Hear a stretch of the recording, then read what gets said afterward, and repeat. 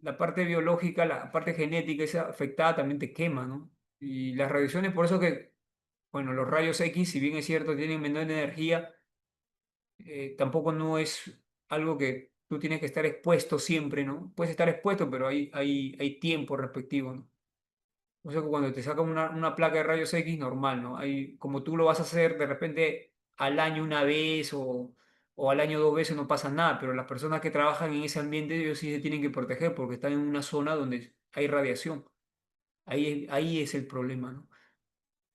Entonces, bueno, la radiación también hizo que la medicina pueda desarrollarse, ¿no? Ahora, en estos tiempos sabemos que hay equipos de radiación que te ayudan a analizar los síntomas y a partir de ahí generar diagnósticos, como son cuando te hacen una resonancia magnética, cuando te hacen un análisis de rayos X, una ecografía, o sea, todos esos son principios de la radiación que ayudan mucho a que un doctor pueda darte un tratamiento, pueda determinar qué tipo de diagnóstico te puede plantear. Entonces te das cuenta que es un avance importante. Pero en ese tiempo todavía no se sabía eso. Ahora, el aporte de Rutherford, lo más resaltante fue el famoso experimento del bombardeo de la lámina de oro. Ese es el experimento que hizo que Rutherford planteara un modelo atómico que le hizo también ganar un premio Nobel. El modelo es este, ¿no? Habla de una placa de oro, esta es una placa de oro bien delgadita, por eso el término pan de oro ya se le habla a una placa bien, pero bien delgada. Ese término pan de oro. Porque es una placa de dimensiones, básicamente el grosor es bien delgada, es una película. Entonces esa placa lo pone en un sistema, ya, obvio que uno dice, profe, pero ¿y por qué oro? Ah, ya, lo que pasa que recuerden que los sistemas ya cuando ocurren las investigaciones y hay verificaciones de datos que ellos puedan considerar que son aporte para la ciencia. Antes de eso han tenido que hacer otras pruebas, unas pruebas de donde afirmar con qué, de repente, con qué placa se puede trabajar. Han tenido que hacer pruebas con otras, puede ser cobre, zinc, es parte de, ¿no? Pero a ti lo que te van a preguntar en algo teórico es con qué componentes, cuando se dio los fenómenos adecuados, donde aportaron esas teorías, ¿no? Entonces ahí es el, la placa de oro, ¿no? Si a ti te dicen qué tipo de placa utilizó Rutherford en su experimento, una placa de oro, ¿no? Una lámina de oro, ¿ya? Entonces, eso es importante. Ahora, cuando se analiza la placa de oro, esta, dentro de este sistema, acá vemos como un collar, ¿no? Como un anillo. Ese anillo es como un detector. ¿Qué es un detector? Es algo que va a generar la presencia en este caso, de ciertos fenómenos. ¿Ya? Y él tiene una fuente, como ya en esos tiempos, como ya habías visto, que se están estudiando la radiación y todo eso, entonces él utiliza una sustancia radiactiva y esa sustancia radiactiva emite radiación. Y ahora, a ti te pueden preguntar de este experimento, ¿qué tipo de radiación utilizó Rutherford para bombardear la lámina de oro? Esta es radiación alfa, acuérdate. El alfa es un tipo de radiación que tiene mucho que ver con átomos de helio, ¿ya? Átomos de helio. Estos átomos de helio se les denomina rayos alfa. Ok, acuérdate de eso. Porque a veces se hizo el bombardeo con átomos de helio excitados, verdadero también, ¿no? O a partículas alfa también, verdadero. Entonces hizo el bombardeo y se dio cuenta de varias cosas. Que la mayoría, o sea, utilizaba, imagínate, ¿no? Que 100 partículas alfa y de las 100 una o dos cambiaban de dirección. y las otras 90 y tantos pasaban. ¿Y cómo me daba cuenta? Porque verlo es imposible, porque no tenemos esa visión, pero las evidencias eran que en el detector, que era un collar negro, se podían ver lucecitas, ¿no? O sea, colores así, colores que evidenciaban que las partículas alfa estaban pasando. Y también se evidenciaban colores por este lado, y eso llamaba la atención porque habían algunas partículas alfa que se estaban desviando, pero eran pocas. Es ahí donde dice, acá pasa algo. Todos saben que el oro es un tipo de materia y el oro está constituido por átomos. Todos ya sabían eso. Ahora, si el oro estaba constituido por átomos de oro y recuerda que hasta Thomson, todos mencionaban que el átomo era macizo, pero cuando Rutherford hizo ese experimento se dio cuenta que el átomo no es macizo, porque si de 100 partículas alfa 99 pasan y algunas nada más rebotan y eran pocas, entonces el átomo no es macizo, el átomo es hueco. Ah, pero si hay algunas que rebotan, hay alguna parte del átomo que sí es macizo. Y esa parte que debe ser pequeña, porque si de 100 90 y tantos pasan y uno que otro rebota, entonces esa parte lo denominó núcleo. Y por eso que le dieron el premio Nobel, porque descubrió el núcleo.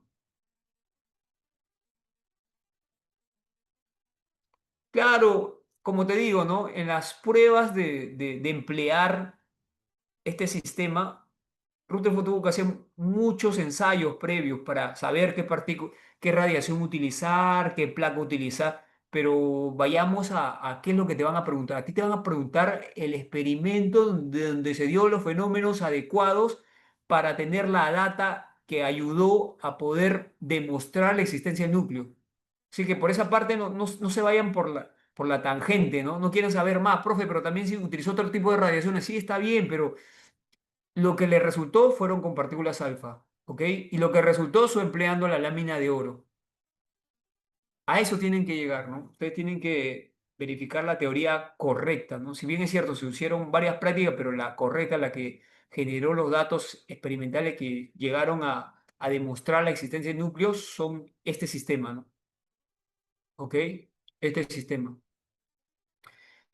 Entonces, a partir de este análisis que yo les voy mencionando,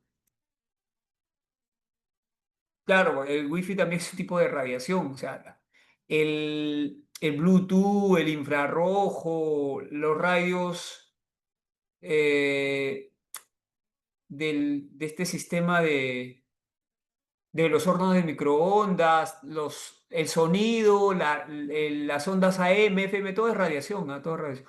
Obvio que hay algunos que nos afectan más, algunos menos, ¿no? Es por las... Ahorita vamos a ver el tema de la radiación, porque tienen componentes importantes, pero todo está, el aire está ligado a muchos tipos de radiación, ¿ok? Ahí Pedro me preguntó acerca del Wi-Fi.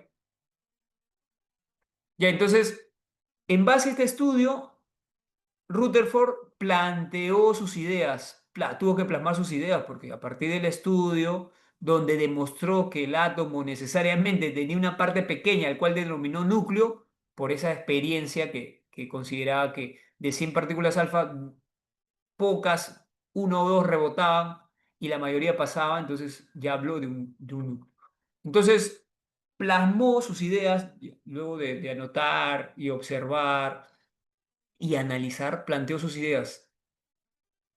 Entonces, obvio que Rutherford no lo hizo solo. Rutherford, siendo ya un científico muy renombrado, siempre tiene alumnos, tesistas, seguidores que también son expertos, pero el, es como que, como te digo, ¿no? Tú cuando haces una tarea, el asesor es tu profesor que al final te puede decir, mira, que vas a corregir esto, vas a orientarlo de esta manera, te voy a dar algunos aportes nuevos, entonces esa visión que tiene el experto te puede abrir la mente a que tú puedas analizar con nuevas perspectivas, ¿no? Entonces, de eso se trata el que Rutherford tenga alumnos, tenga tesistas, de eso se trata también la vida, de aprender de personas que saben más, ¿no? De eso, a eso se le dicen mentores, pero bueno, siempre analizar lo que uno aprende y después filtrar, ¿no? Lo bueno se queda porque no hay nadie que sea experto en todo, no hay nadie que sea una persona que no tenga limitaciones, siempre va a haber, pero siempre se puede sacar bueno de algunas acciones que un profesional te pueda mostrar. Entonces, de eso se aprende. Entonces, igual también en esos tiempos hablaban de Rutherford y sus alumnos, ¿no? Entonces, ¿qué sacó de su estudio? ¿Ya? ¿Qué sacó? Claro, recuerda que de los 100 partículas alfa rebotaban dos, era porque chocaban con el núcleo, ¿no? No había de otra. ¿Y por qué chocaban poquitas? Porque el núcleo sí es macizo, ¿entiende? Pero la otra, había una parte que era hueca. Entonces de eso escribió, ¿no? Ciertas cuestiones importantes que se sacó del experimento de Rutherford. Bombardearon láminas muy finas de metal, oro. Bueno, acá también te menciona aluminio, cobre, pero la que resultó fue la de oro, ¿no? Con partículas alfa, miren las velocidades, ¿no? 20.000 kilómetros por segundo. Eso no lo vemos a simple vista. Y, profe, ¿cómo se observó que rebotaban? Porque habían los detectores, ¿no? Esas lucecitas que, que evidenciaban que estaban chocando o pasando, ¿no?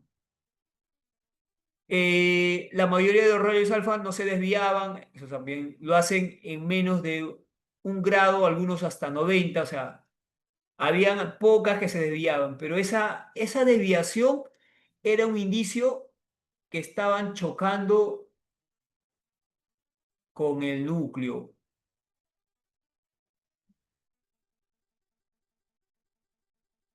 Y esos choques, que eran muy pocas partículas, era que el núcleo tiene dimensiones pequeñas. Ya el núcleo, entonces, esa conclusión es muy importante.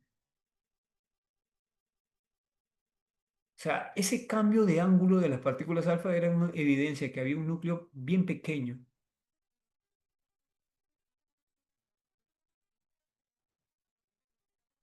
Entonces esa desviación se le denomina fenómenos de reflexión. Y cuando te hablan de o sea, yo tengo acá una placa y acá tengo una fuente, un cañón, es una fuente. Entonces puedo bombardearlo con partículas alfa, sale y todas pasan, porque recuerda que la placa está constituido también por átomos, pero había una que otra que cambiaba de dirección y eran poquitas. Entonces, hay algo ahí en la parte del material, hay algo, y ese algo se le denominó núcleo, pues, ¿no? Y ese fenómeno de rebotar reflexión, ¿no? Es un término que se emplea. Ahora, ¿qué conclusión sacó de estos estudios Rutherford?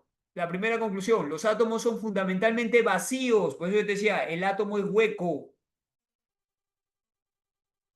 que presenta diminuto, el núcleo pequeño, dimensiones pequeñas, es decir, diminuto. Ahora, como ya se sabía de los electrones, porque lo había estudiado Thomson, él dice, con electrones que giran alrededor de dicho núcleo, o sea, él planteó ya esta idea de los electrones que deberían estar presentes, ¿te das cuenta? Mira, él pudo hacer cálculos y determinó la relación diámetro del núcleo al átomo es de 1 a 10.000. O sea, el núcleo, como 1, y todo el tamaño del átomo es como 10.000. ¿Te das cuenta? Entonces, a esto es lo que se dice nube electrónica. Es hueco y los electrones estaban en ese lado. Ahora, en el núcleo estaba la carga positiva, eso sí, lo mantenía Rutherford, ¿ya? Por eso que, ¿ustedes saben cómo lo denominaron al modelo de Rutherford? Porque así como el modelo de Thomson le denominaron el modelo de pudín con pasas, también al modelo de Rutherford le dieron un nombre. ¿ok? Muy bien ahí por lo que están aportando. Se denomina el modelo del sistema planetario en miniatura, ¿ya? El modelo del sistema planetario en miniatura. Pero te das cuenta, ¿no? Que su destacado fue que él descubrió el núcleo, y ese es un avance muy importante, porque si bien es cierto, se hablaban del átomo macizo, hablaban de los electrones, pero él ya habló del núcleo, y en el núcleo debería estar la parte de mayor densidad de masa, que eso es lo que aporta Rutherford en sus siguientes párrafos. Bueno, acá hablan del núcleo y que ese tiene una relación entre el tamaño del átomo, o sea, la nube electrónica y el núcleo de 1 a 10.000, o sea, prácticamente tiene un espacio bien grande, hueco. ¿Qué más se concluye del experimento de Rutherford? Que los átomos presentan núcleo, carga eléctrica positiva, o sea, el núcleo del átomo tiene la carga positiva. ¿Ok? Donde se concentra casi la totalidad de la masa. O sea, en el núcleo se dice que aquí se encuentra la mayor densidad de masa. ¿Ok? Por eso que nosotros, cuando analizamos la masa del protón, es similar a la masa del neutrón y estos a la vez son superiores a la masa del electrón. Es porque en el núcleo se encuentra la mayor densidad de masa.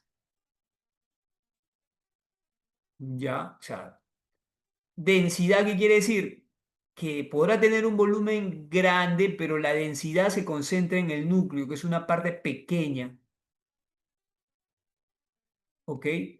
Obvio que esa densidad va a cambiar dependiendo del átomo que se analiza, ¿no? Como ejemplo, para el proteo, ¿quién es el proteo?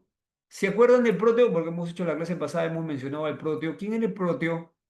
¿Alguien me puede decir quién era el proteo? ¿Qué era el proteo? H, Era un isótopo del hidrógeno, muy bien. Un isótopo del hidrógeno. ¿Te acuerdas que se representaba el proteo H11, ¿no? Era un isótopo del hidrógeno. Y su densidad de masa del proteo, bueno, el proteo vendría a ser, mira, si nosotros colocamos ahí al átomo, su núcleo, ya su núcleo, entonces este tiene un protón y tiene un electrón y también tiene, bueno, no tiene neutrones, no tiene, ¿no? Un protón, un electrón, para el caso del proteo. Y su masa, su densidad de masa es, mira, es un valor 6 por 10 a la 14 gramos centímetro cúbico. El término gramo significa que hay una masa grande en un volumen pequeño, ¿no? Porque acá es 6 por 10 a la 14, el volumen es como uno, ¿te das cuenta? Y es el núcleo, bueno, esa es la zona del núcleo. Por eso que decís, el núcleo posee la mayor densidad, porque es una masa grande, 6 por 10 a la 14 gramos en un centímetro cúbico y un volumen pequeñito. Esa es la diferencia, ¿ok? Luego también habló de que los electrones giran alrededor del núcleo, alrededor del núcleo, en trayectorias que asemejan de los planetas, o sea, asemejan al movimiento de los planetas. Es que lo que pasa, ahí viene el término modelo planetario, porque en esos tiempos había un tal Copérnico, bueno, Copérnico, un científico muy, muy conocido, Copérnico. Copérnico ya estudiaba los astros y Copérnico habló del sistema solar, el Sol, y habló de los planetas. Entonces, como descubrió el núcleo y analizó que el átomo era hueco, entonces él lo planteó, lo asemejó a un sistema planetario porque Copérnico ya venía haciendo ciertos estudios y para complementar, ¿no?, lo que ya se sabía. Entonces, por eso que también lo denominaron el sistema planetario. Ahora, vuelvo acá, ya con el aporte del núcleo era algo asombroso, porque nadie hasta ese entonces había descubierto al núcleo. Entonces era una zona que en el átomo debería estar, pero esa zona era algo importante para el átomo, porque ahí se encontraba la mayor masa, se encontraba la carga positiva, pero como todo modelo, porque todavía no habían las herramientas, todavía nadie hablaba de la cuántica, también tenía limitaciones, y eso es lo que vamos a ver a continuación. Limitaciones del modelo atómico de Rutherford. Habían ciertas limitaciones, ¿por qué? Porque básicamente Rutherford se apoyaba en la mecánica, ¿ya? Bueno, específicamente yo puedo hablar de la física, la mecánica clásica, ¿no? La mecánica clásica es un término que se emplea, o también le dicen la mecánica newtoniana, ¿no? De Newton. Ya la mecánica clásica era una mecánica del movimiento de los cuerpos. Entonces los físicos de ese entonces, ellos decían, si tú lo estás asemejando a un sistema solar, ¿ok? A un sistema solar, el, el núcleo, ya el núcleo debería ejercer alguna fuerza hacia los electrones. Los electrones van a girar, ¿ok? Los electrones van a girar. Entonces, siempre cuando hablamos de un cuerpo que tenga una masa superior a otro, esta es la masa del núcleo y esta es la masa del electrón, siempre va a haber este tema de que va a haber una atracción del núcleo que tiene una mayor masa respecto al electrón, va a haber una atracción. Y ahí se van a formar fuerzas eléctricas, ¿ok? Fuerzas eléctricas. Y el átomo tiene que estar en movimiento, o el electrón, digo, tiene que estar en movimiento para contrarrestar esa fuerza de atracción, porque si no, chocarían. Y entonces, si este es un sistema planetario, entonces ese movimiento del electrón debería ser siempre, y para que ese movimiento se dé, tiene que eliminar o desprender energía, desprende energía, ya tiene que desprender energía. Y entonces, eso era algo que la mecánica clásica no comprendía bien. Ese sustento no lo pasaba, porque él decía, si estamos hablando de la mecánica clásica, esto se va a traer. Y en algún momento, como la energía, o sea, todo cuerpo que se mueve no siempre va a estar emitiendo la misma energía, o sea, esa energía no puede ser constante, esa energía se va a consumir. Y va a llegar un momento donde ese electrón sea atraído por el núcleo y nada podría existir. Justo acá está la... Y si no existiría, entonces tendríamos acá como un tiempo de vida y se destruiría todo, bueno, cosa que no pasa, ¿no? Cosa que no ocurre. Entonces, esa era una limitación. Y Rutherford no podía explicarlo, que esa atracción del electrón hacia el núcleo iba a hacer que el electrón, con el paso del tiempo, como estaba emitiendo mucha energía, se iba a desgastar y con el paso del tiempo iba a generar un choque entre el núcleo y el electrón y todo se debería destruir, cosa que no ocurría con la materia, porque la materia permanecía constante por mucho tiempo. Además, también, esa era una limitación. La otra limitación era que cuando un electrón está en movimiento, ya cuando un electrón está en movimiento, voy a colocar acá, un electrón en movimiento. Este es un electrón en movimiento. Ya, cuando un electrón está en movimiento, como el electrón es una partícula que emite energía, ya emite energía. Según Rutherford, esa energía que emite, recuerda, toda energía es luz o radiación. O sea, acá había las energías que emitía el electrón y todo eso. ¿Ok? Entonces, esas energías, a estas energías que emite el electrón cuando está en movimiento, a esto se dice que genera un espectro de emisión. O sea, es un espectro que se forma, ya un espectro de emisión de energía. Ese espectro se da porque como el electrón está en movimiento, genera diferentes longitudes de onda, diferentes energías. Ya, pero como Rutherford decía que el electrón siempre debería estar emitiendo, emitiendo, emitiendo, entonces este espectro, según Rutherford, debería ser continuo. Vamos a analizar solo el espectro visible, ¿ya? Porque es el que podemos ver. Entonces se generan los colores y todo eso. Ya, oye, se generan los colores para un poco involucrar lo que es el espectro para que puedas aprenderlo bien. ¿Ok? Entonces se generan los colores y todo eso. eh, pero esto se da por la emisión de la energía del electrón. Entonces, para Rutherford, ese espectro debe ser continuo, continuo, espectro.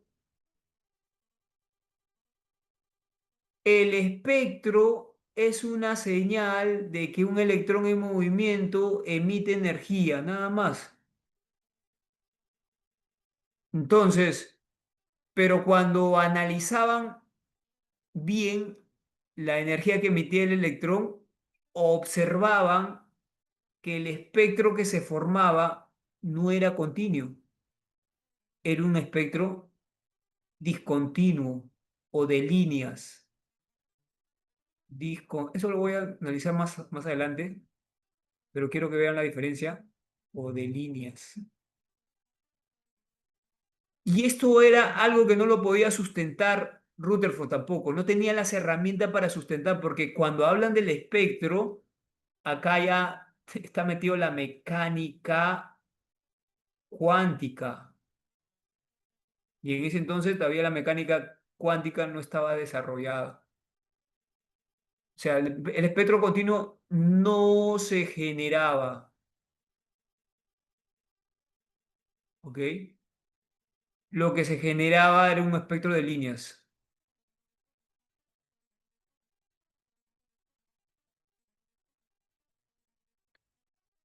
Y eso es lo que dice acá, ¿no? Según la física clásica, plantea que toda partícula de electrones cargadas en movimiento deberían emitir energía continuamente, lo que se reflejaría en la generación de un espectro continuo o de bandas, lo que se oponía a las observaciones porque se generaban espectros discontinuos o espectros de líneas o de rayas. Y eso no lo podía explicar. Igual también con lo que hace un momento mencioné, que el electrón al perder energía desarrolla una trayectoria en espiral porque está perdiendo energía y colapsaría, ¿no? Entonces el átomo no podría existir, cosa que tampoco sabemos que eso se cumple, o sea, si no, nosotros no estaríamos acá. Entonces, esas limitaciones, Rutherford no lo podía explicar, ¿ya? No lo podía explicar. Muy bien, por ahí, Pedro. Los espectros son únicos para cada elemento. Los espectros es como una huella dactilar. ¿No? Es como que tú dejas tu huella dactilar y es imposible que otra persona tenga tu misma huella dactilar. Igual el espectro es único para cada elemento. Ya lo vamos a explicar más adelante, pero eso era la esencia de la teoría de Rutherford. Si bien es cierto, descubrió el núcleo, pero había limitaciones. ¿Qué te pueden preguntar respecto a la Rutherford? A ver, acá la siguiente pregunta. La siguiente pregunta, ¿qué te dice?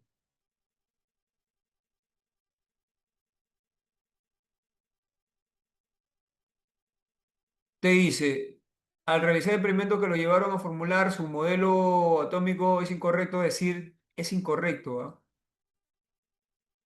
Te piden lo incorrecto. Bombardeó la lámina de oro con rayos beta. Este es incorrecto, falso. Observó que la mayoría de las partículas alfa rebotaban en la lámina. Este es falso, porque hubo una minoría. Determinó que la mayor parte del átomo es un espacio vacío. Ese es cierto. Pero como te dicen lo incorrecto, dado, unidos. Muy bien ahí para los que aportan. 8. Diga si la oposición es verdadero o falso respecto a Profesor, Rutherford. Dime. en la segunda proposición del anterior problema, dice, la mayoría de los rayos alfa rebotaban, dice, era la minoría nomás. Claro. Pero ahí te dice la Profesor, mayoría. sí, otra pregunta, profesor. ¿Quién fundamenta la conservación de la energía en el No te escuché la última parte. ¿Quién fundamenta la conservación de materia en una reacción química? ¿Dalton o Lavoisier? Bueno, los estudios básicos lo hizo Dalton, bueno, pero Dalton no tenía mucha evidencia experimental. Entonces Lavoisier ya con los experimentos, o sea, la definición básicamente lo plantea Lavoisier con sus experimentos, ¿no? Pero la parte básica, el Profesor, cimiento, lo menciona Dalton ya en sus escritos. lo ¿Está bien? básico lo dice Dalton y lo Claro. El que fundamental lo dice plasma ya la Lavoisier, idea ¿no? experimental Lavoisier, el principio de la conservación de la masa. De la masa, lo fundamenta Lavoisier. Claro, Lavoisier es la masa. Profesor, y otra pregunta, cuando dice alrededor, necesariamente tiene que ser una trayectoria circular ¿En o puede ser cuál? cualquier trayectoria. Cuando ¿En dice cuál? el sistema que es Rutherford, dice alrededor, necesariamente la trayectoria tiene que ser No, circular no, o no, puede no, ser cualquier no, no, no. trayectoria. Acá, que es que no podemos sacar conclusiones de término. Acá no hemos hablado de trayectoria circular ni nada de eso, ¿no? Trayectoria. O sea, hemos asemejado a un sistema planetario, pero en ningún momento hablamos de trayectoria circular. De repente en otro modelo, de repente, pero cuando se establece esos términos hay que considerar, va a depender de la base que plantea cada autor, ¿no? Acá no hay que asumir nada. El tema de trayectoria circular en ningún momento lo hemos mostrado. O Cuando lo, dice alrededor, Rutherford quiere decir que, bueno, puede ser cualquier Claro, figura, puede pero ser cualquier tiene que, trayectoria. Si hablan de un modelo de sistema planetario, una trayectoria elíptica, ¿no? Por ahí se podría, pero estamos sacando conclusiones de algo que no está contextualizado, ¿no? En la teoría. O sea, puede que ser no hay que cualquier asumir. figura, ¿no? Claro, no hay que asumir. Mm. Es Sí, todo sí, lo que muchas gracias. observamos ahí. Ya. Entonces acá This la clave meeting es la is de, being siguiente recorded. pregunta, te dice, muy bien ahí por las observaciones. Rutherford experimentó con partículas alfa que resultaron ser partículas positivas de carga más 2 conformadas por 2 protones y 4 neutrones. Bueno, las partículas alfa son conformadas por 2 protones y 4 neutrones. Las alfa son átomos de helio, ¿no? Ya. 4,2. Rutherford experimentó con partículas alfa que resultaron ser partículas positivas de carga más 2, conformadas por 2 protones y 4 neutrones. Ahí ya falla, ¿no? Porque son 2 protones y 2 neutrones, ¿no? Porque la diferencia, por eso que este es falso. Eh, la desviación de las partículas alfa implicaba la existencia de un centro de dispersión altamente denso y positivo en lo que átomos que conforman las láminas de oro o aluminio contra las cuales impactaban las partículas. Bueno, básicamente es eso lo que hemos estado explicando, ¿no? Que la desviación de las partículas alfa era porque había cierta parte densa, al cual denominó núcleo, y donde pocas partículas, pocas, rebotaban. Este es verdadero. Según Rutherford, los electrones al girar alrededor del núcleo atómico no absorbían ni emitían energía. No, este es falso, ¿no? Porque para Rutherford el electrón emitía siempre energía. Entonces este es falso. Entonces acá la clave es la E. Acá hay otra preguntita. Te dice, el modelo atómico de Rutherford, denominado por algunos autores como modelo planetario, propone una región central denominada núcleo atómico, donde está concentrada casi toda la masa y toda la carga positiva. alrededor del cual se mueven los electrones con trayectorias semejantes a la de la Tierra en su giro alrededor del Sol. Este modelo tuvo que ser abandonado. ¿Por qué razón? ¿Cuál es la limitación de este modelo? Ahí pregunto, ¿cuál es la limitación del modelo? Hablamos de las limitaciones también.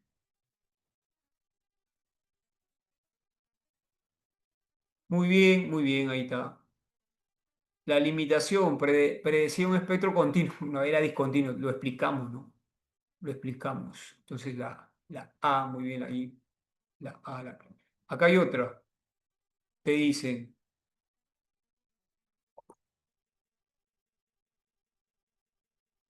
ya, acá hay otra, te dicen, de la siguiente proporción indica aquella que corresponde al modelo atómico de Rutherford. ¿Cuál es la que corresponde al modelo atómico de Rutherford?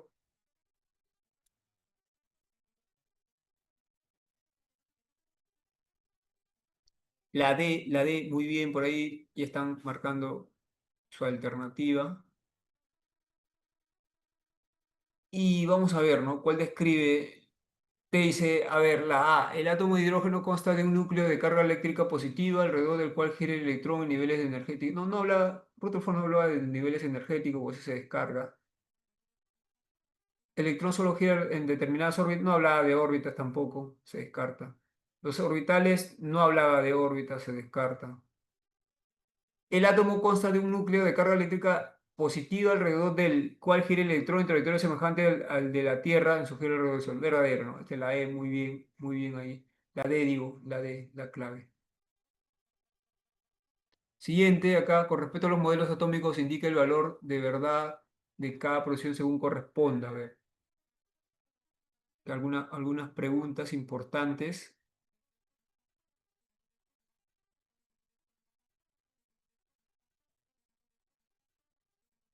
¿Cuál vendría a ser la clave? Ahí aporten.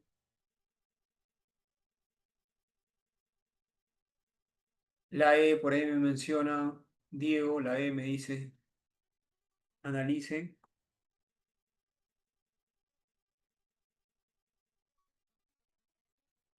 La D por ahí me dicen, la D o la E.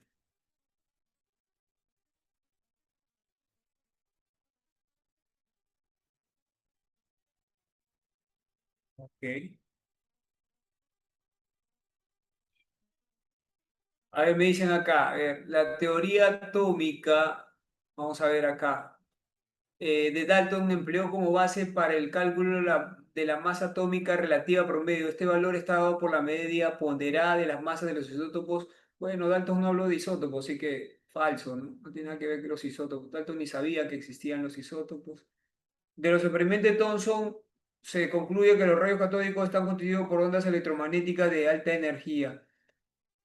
Lo que Thomson planteaba era el haz de luz. Él no hablaba de ondas electromagnéticas porque tampoco no tenía conocimiento en ese entonces, ¿no? Falso. Él hablaba de un haz de luz. A pesar de aportar el concepto de núcleo atómico, Rutherford no pudo explicar en base a su modelo la estabilidad del átomo. Claro, el que no puede explicar que el átomo permanezca estable mediante la mecánica clásica es una limitación, es una limitación, porque si él consideraba todo lo que había planteado, entonces la mecánica clásica decía que eso no podría existir, porque el electrón iba a ser atraído por el núcleo, porque está emitiendo siempre energía, esa energía iba a limitarse con el paso del tiempo, se iba a gastar, entonces el electrón iba a ser atraído por el núcleo y nada podría existir, entonces no pudo sustentar esa forma. Mira, que voy a regresar acá para dejar las cosas claras, ya, aquí, para este estudio de aquí, donde plantea que el electrón va a girar en órbitas y va a llegar al colapso. Esto se habla de, hay veces te van a preguntar, esto se habla de la estabilidad del átomo. Y Rutherford no puede demostrar, no demostró o plantear la estabilidad del átomo. No puede, por esto del colapso. Ok, lo dejo ahí porque es algo que menciono. Ya, entonces acá, esto es, a pesar de aportar el concepto de núcleo de átomo, Rutherford no pudo explicar en base a su modelo la estabilidad del átomo ni la existencia del espectro discontinuo, claro, porque para él era continuo, ¿no? Entonces también lo analizamos. Verdadero. Acá la E, muy bien, la E. Siguiente, me piden la correcta, es la correcta, me dice. ¿Cuál es la correcta?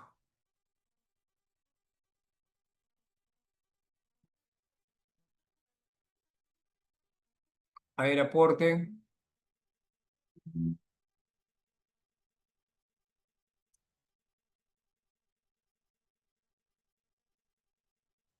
La E, por ahí me dicen, la E, a ver, vamos a ver. Acá sí me hablan de todos los modelos, ¿ah? Según Thomson, la materia está constituida por partículas invisibles, indivisibles, indestructibles, denominadas átomos. Según Thomson, dicen, la materia está constituida por partículas invisibles, indivisibles, indestructibles, indivisibles e indestructibles, denominadas átomos. ¿Qué dicen? No, pero para Thomson, Thomson descubrió recuerden que Thomson descubrió el electrón, ¿ya? Entonces, Thomson ya habló del electrón.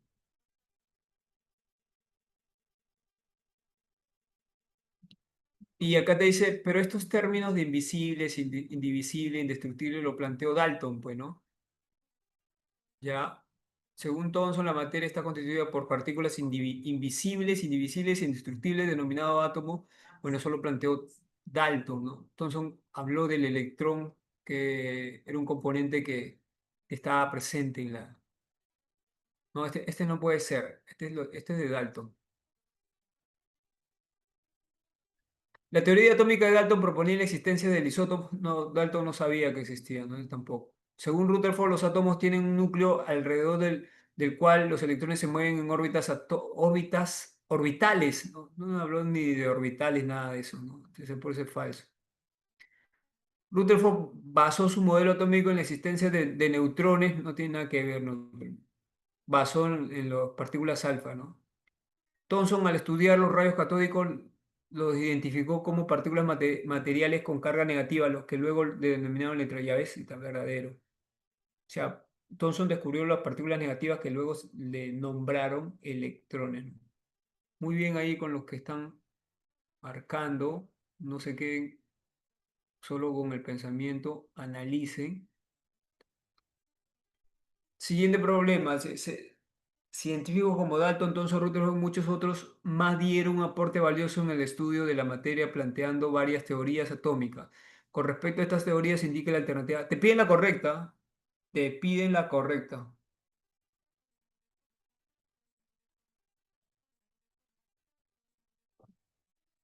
Por ahí marcan la B.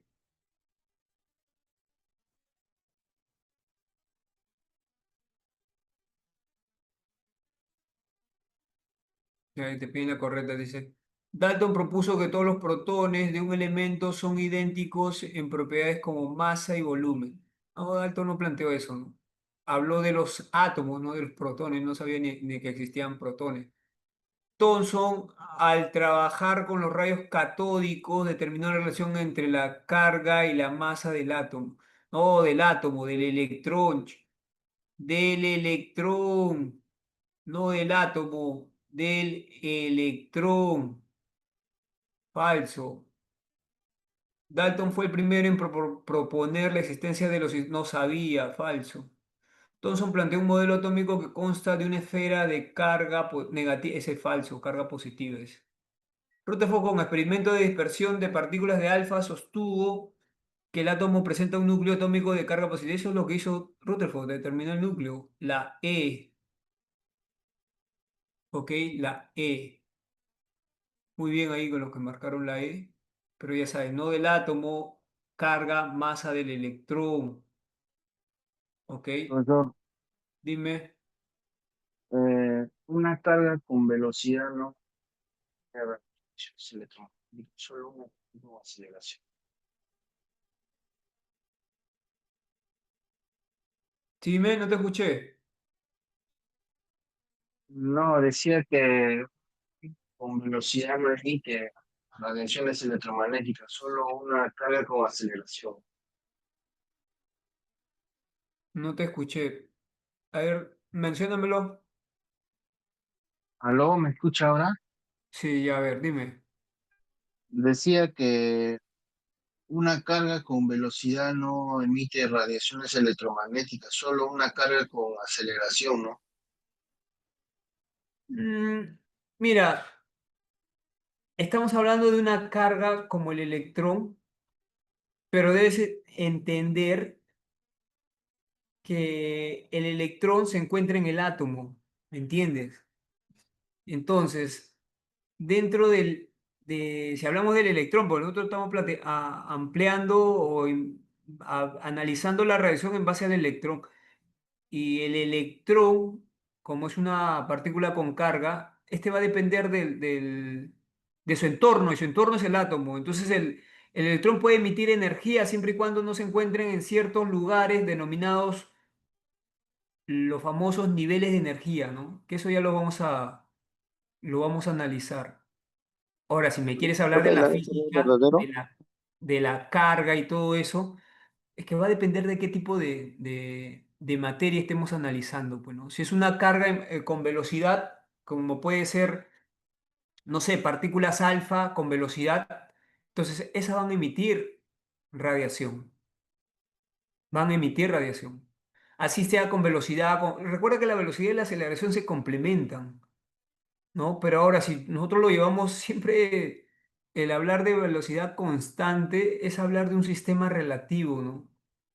Porque en la vida real, que un cuerpo se mantenga constante es bien dificultoso porque hay, primero, la parte del recorrido, que es donde se desplaza un automóvil, ese tiene que tener una superficie que no sea rugosa y eso es muy complicado de obtener. Entonces siempre va a haber variaciones en la velocidad. Ahora, si hablamos de una partícula, si está en movimiento,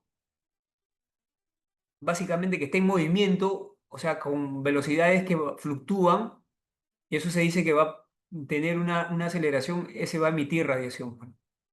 Ahora, si tú quieres hablarme de un modelo ideal, entonces me puedes hablar de una velocidad constante y ahí ya estaríamos entrando a otras cuestiones, ¿no?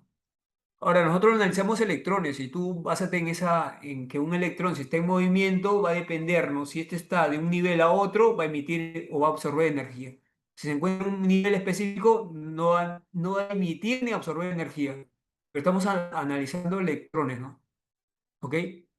Partículas en movimiento, también podemos analizarlo, pero tenemos que tener bien en claro que una partícula en movimiento emite energía, ya emite energía. Ahora, no quiero involucrar tanto el tema de la velocidad, aceleración, que eso ya es una cuestión más de condiciones a las cuales se mueve una partícula, ¿no? A ti te dicen en movimiento, ya tú entiendes que ese movimiento puede ser aleatorio, puede ser un movimiento que depende de cierto entorno y cuando hablamos de partícula en movimiento emite energía, pues, ¿no? Emite, ¿ya? Acá, problema 14.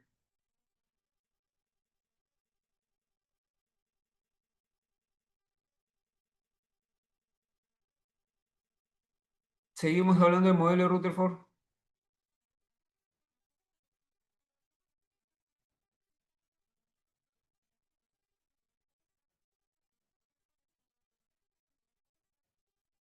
La E, muy bien, por ahí. Respecto al modelo de Rutherford, indique la correcta, te dicen, ¿ah? La E, no explicó la existencia de los espectros de líneas muy bien, porque para él en un espectro continuo de frente es algo que se resalta, la E. Acá hay otra, respecto al experimento de Rutherford, señale la producción es correcta, te dicen la correcta.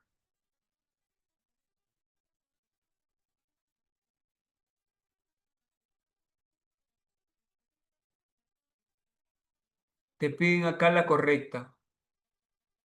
A ver, Rutherford y colaboradores realizaron el bombardeo de placas metálicas muy delgadas con rayos beta. Ese es falso. Estamos hablando de la qué es lo que le proporcionó los datos adecuados para poder hablar el núcleo de las partículas alfa, ¿no?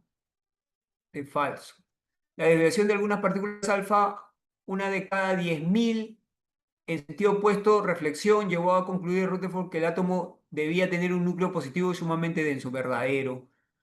La inconsistencia del modelo de Rutherford consistió en la posible caída de los electrones al núcleo. Esa es una Eso fue la inconsistencia del modelo del núcleo de Rutherford, dice, consistió en en la posible caída de los electrones al núcleo. ¿Era la caída? Ujú. Menciono, ¿era la caída?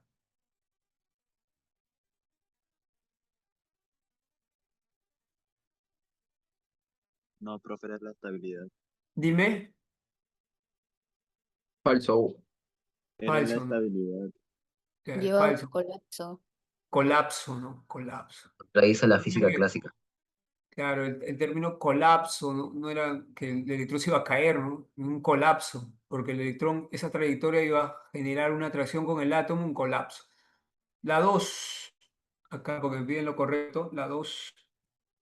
Y ahora sí, mira, hablamos, ya entramos a analizar las radiaciones electromagnéticas, porque vamos a plantear los conceptos básicos de una mecánica que empieza a aparecer, que es la mecánica cuántica. Y para eso debemos hablar de ciertas propiedades importantes.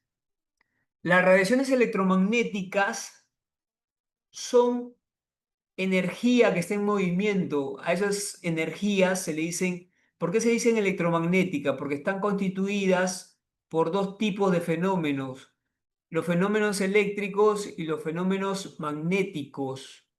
Entonces, cuando en este caso una partícula ya está en movimiento, esta, el que esté en movimiento, me dice que genera energías eléctricas y magnéticas. Y ese movimiento se le denomina ondas. Ondas, pero del tipo electromagnética, porque también están las ondas mecánicas, que son las ondas de cuando tú mueves una soga, o las ondas del mar, las olas son ondas. Eso se dice ondas físicas o ondas mecánicas, pero cuando estamos hablando de una partícula en movimiento, esta tiene energía, pero energía de tipo electromagnético. O sea, tiene energía eléctrica que tiene que ver con la atracción de cargas, tiene energía magnética que también tiene que ver mucho con fenómenos a nivel de atracción de parte de las masas de gran magnitud, como es la masa de la Tierra con la masa de la Luna. Ahí hay fenómenos de atracción electromagnéticas. Ahora, normalmente que al hablar de las radiaciones es porque estamos hablando de este movimiento de energías. A la radiación se le dice luz. O sea, todo tipo de radiación se le menciona como una luz. Aunque uno dice, profe, luz la del foco. Sí, pero el foco emite muchos tipos de radiación. El sol emite muchos tipos de radiación. Entonces, las radiaciones se mueven a una velocidad muy grande, por eso que no la podemos ver. 3 por 10 a la 8. Esta es la famosa la velocidad de la luz. Y las radiaciones tienen esa velocidad. Y las radiaciones se expanden, o sea, en el espacio se mueven por diferentes direcciones. Ahora, puede ser en movimiento libre o en vacío también. En vacío ya es cuando se hace un estudio científico de un tipo de radiación y se le quiere medir algunas propiedades, ya tienes que tú separar a las radiaciones y hacer un estudio de un sistema vacío, que no haya ninguna interferencia de otro tipo. Entonces ahí empiezan a analizar y clasificar a las radiaciones.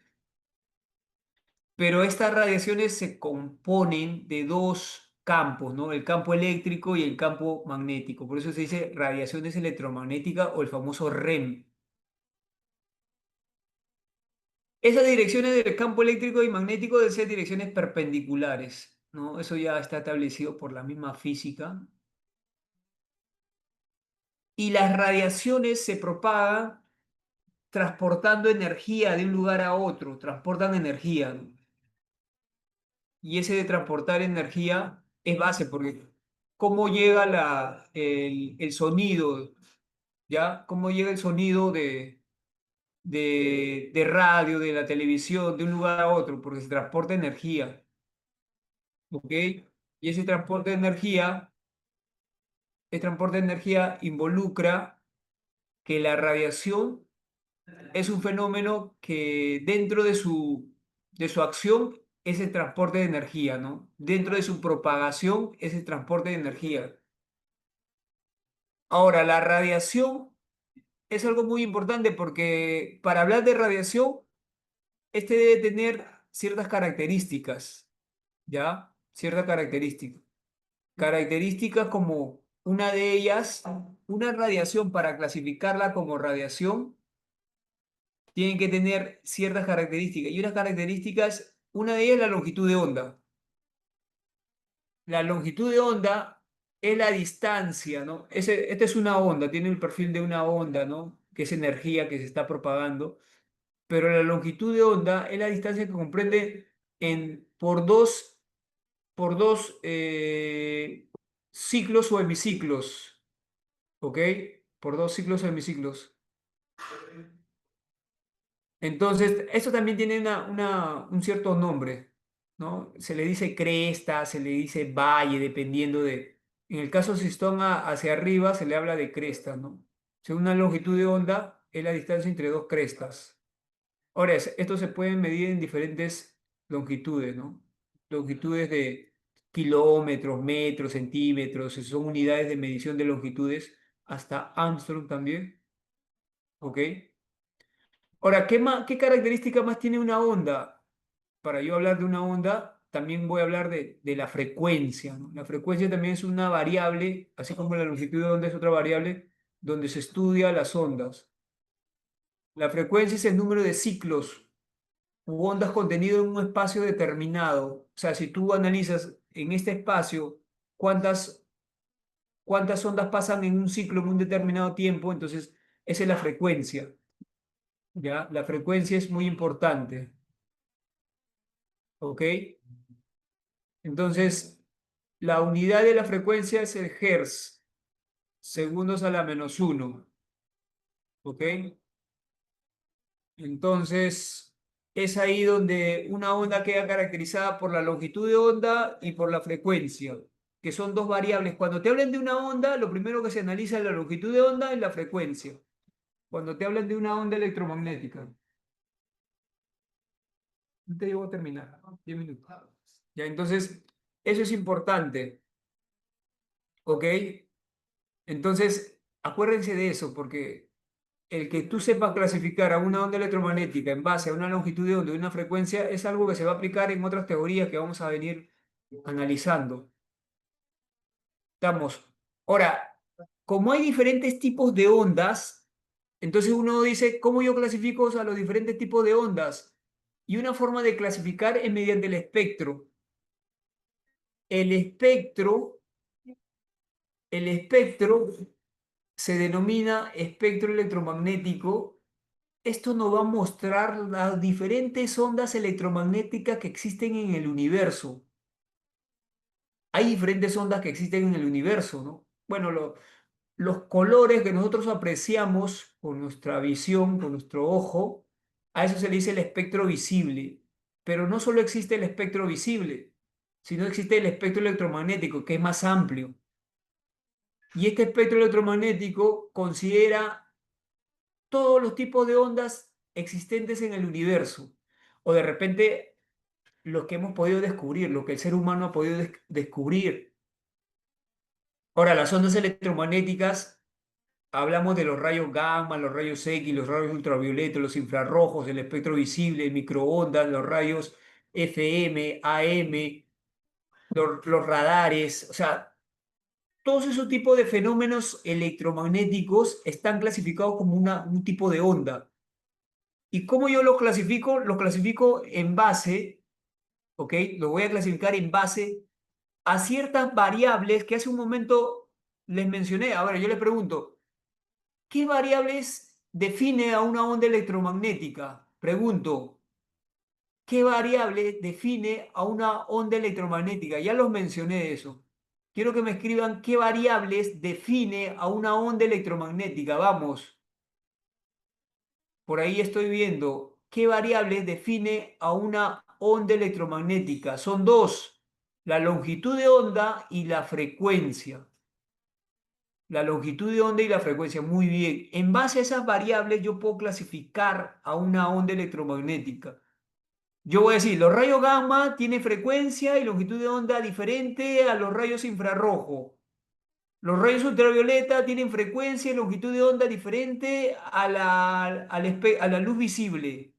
¿Te das cuenta? Pero esas dos variables son importantes, porque en base a esas dos variables, que es la longitud de onda y la frecuencia, yo puedo saber si una onda electromagnética es de mayor energía, es de menor energía.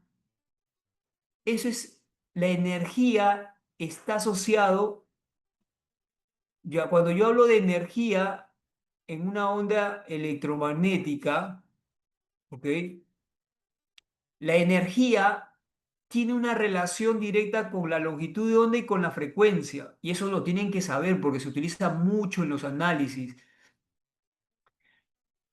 Una onda que tenga una longitud de onda grande va a ser una onda que tenga poca energía. Una onda que tenga una frecuencia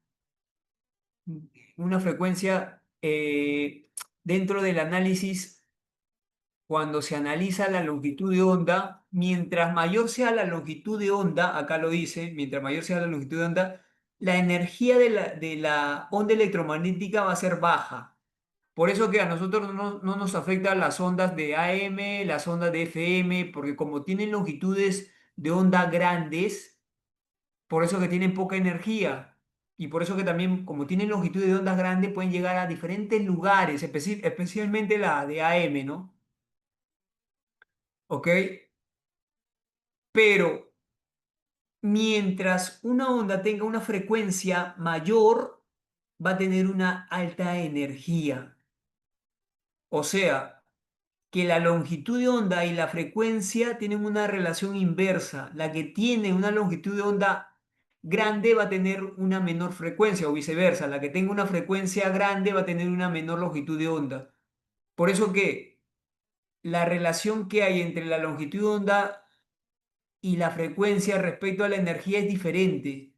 El que tenga mayor frecuencia va a tener mayor energía. Por eso que la radiación alfa, gamma, digo, la radiación gamma tiene mucha energía porque tiene una frecuencia bien grande, pero una longitud de onda bien pequeña, a diferencia de la radiación infrarroja, ¿no? Y a ti te van a preguntar, ¿no? Te van a decir, a ver, ¿qué energía es mayor, la de los rayos X o la energía de la señal AM? Entonces tú dices, ah, ya, voy a la onda electromagnética y digo, la longitud de onda de los rayos X respecto a la longitud de onda de la frecuencia AM. Entonces yo digo que la longitud de onda de la frecuencia AM es mayor que la de los rayos X. Es por eso que yo analizo y digo que la energía es superior para el caso de los rayos X.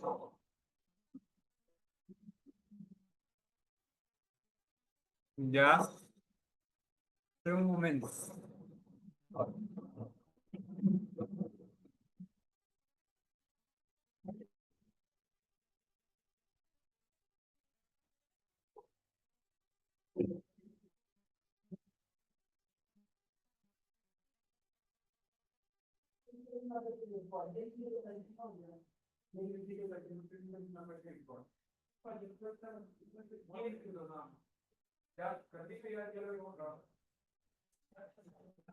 Ya,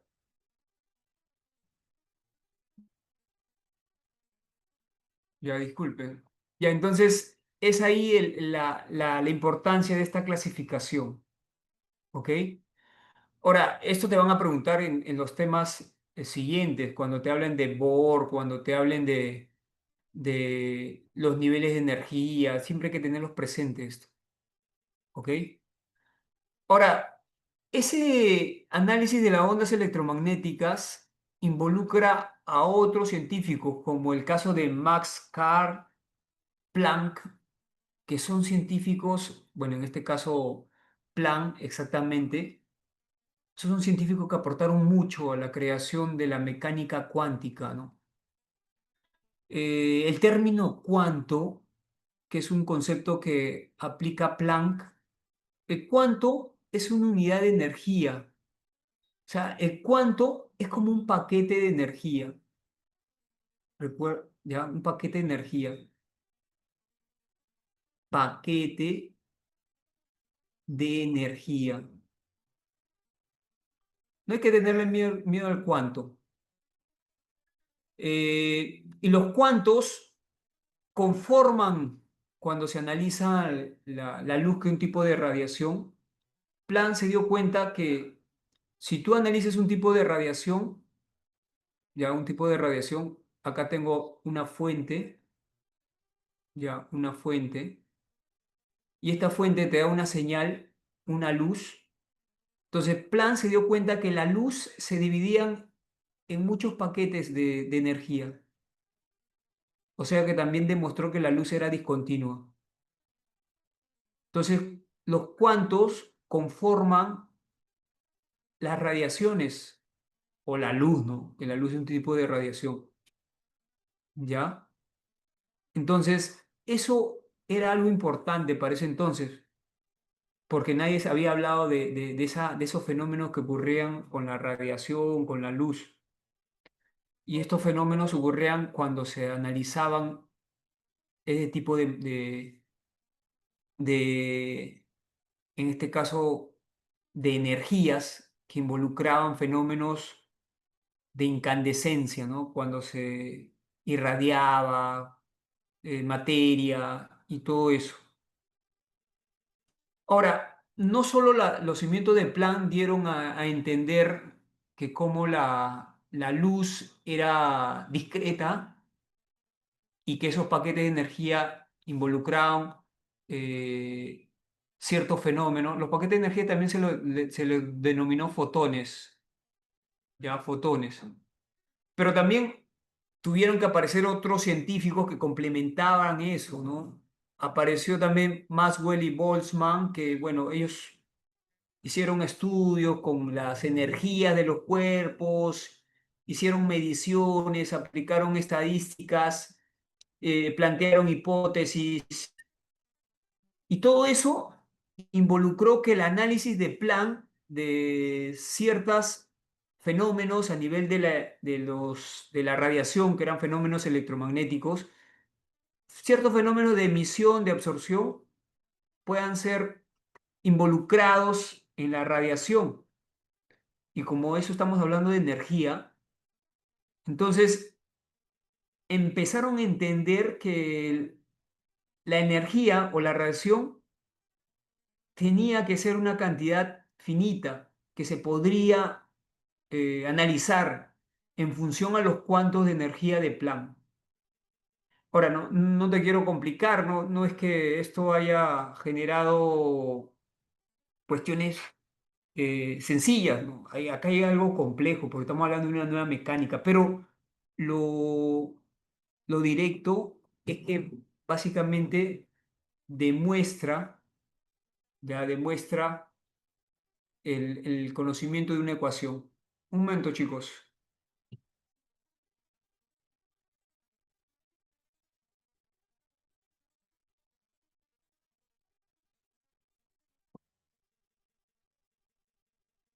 ¿Ya? Entonces, es ahí donde aparece la ecuación de Planck, donde Planck puede analizar la energía y determina la energía de un cuanto, de un cuanto, de un paquete, de un fotón, porque recuerda que los cuantos constituyen o componen a la radiación, a la luz.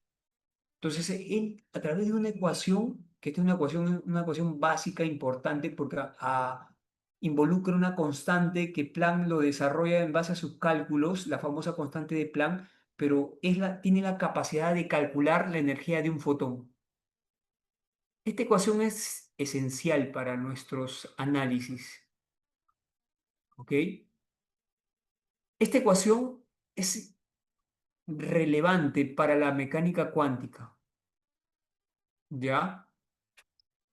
Mira, hoy día lo vamos a dejar en este punto. Mañana ya involucramos algunos conceptos que es importante el de cómo analizar el tema de la ecuación de Planck involucrando a la radiación, porque la ecuación de Planck es H por la frecuencia, pero las ondas electromagnéticas que se desplazan o se propagan en el vacío, todos sabemos que la velocidad del vacío de una onda electromagnética tiene mucho que ver con la frecuencia o la longitud de onda por la frecuencia. Entonces, si tú de acá despejas la frecuencia y la frecuencia vendría a ser c entre longitud de onda y la ecuación de Planck está definido por h, que es una constante, y la frecuencia, entonces tú reemplazas la frecuencia y te va a salir esta relación. Y esta relación se utiliza mucho cuando te piden calcular a ti cuál es la frecuencia y la energía repetida para algún tipo de radiación, ¿no? Esta ecuación es esencial. Entonces, la vamos a aplicar el día de mañana ya en algunos problemas y hasta este punto nos vamos a quedar ya para ir avanzando de una manera más concisa. ¿Ok? Mira que tengo ya el PPT acá, el delegado que me escriba para mandarle la información con los problemas que mañana también vamos a resolver y por ahí aclarar algunas dudas, ¿ya? ¿Está bien? Entonces, hasta este punto nos vamos a quedar, chicos. Mañana ya nos vemos. Estamos. Profesor, Dime. disculpe, ¿la PPT no lo va a subir a la plataforma? No, es que yo no soy el encargado de subir la plataforma, pero esto se lo suben a la plataforma y sale también ahí o sea, lo más probable es que salga a partir del mediodía, pero cualquier cosa también el delegado me puede escribir y yo le puedo entregar el material que es, o uno de los dos va a salir lo mismo, pues, ¿no? ¿Ok? Profesor, Entonces, dime, ¿aló? sí, Profesor, entonces, Rutherford llegó a ese punto de colapso atómico, el colapso del núcleo atómico llegó Rutherford, ¿no? claro. Pero eso se cumple, ¿no? Lo que pasa es que por la estabilidad de la naturaleza ya no llega a colapsar, ¿no? Lo que le llegó a Rutherford sí se cumple, ¿no? Claro, cierto concepto. Recuerda que todo modelo, toda teoría involucra limitaciones, ¿no? Y acá resaltamos tanto propiedades o evidencias buenas como también algunas limitaciones que hacen que otro modelo surja, pero es importante resaltarlo que parte de las investigaciones aportan de manera adecuada al modelo final que hasta ahorita conocemos, ¿ya? Mañana les digo hasta dónde viene la PC1, chicos, así que mañana voy a tomar en cuenta lo que vamos a avanzar y además todavía tenemos una semana más, hasta la semana 2 tenemos que ver todo el estudio de los temas y a partir de ahí ya la PC1, ¿no? Entonces, todavía la otra semana todavía es seguir viendo los temas que vamos avanzando, ¿ya? Entonces ahí nos vamos a quedar, nos estamos viendo, chicos. ¿Ya? Nos vemos, cuídense, nos vemos mañana. Oh, profe, No, profesor. Muchas gracias. muchas gracias. Nos vemos. Gracias.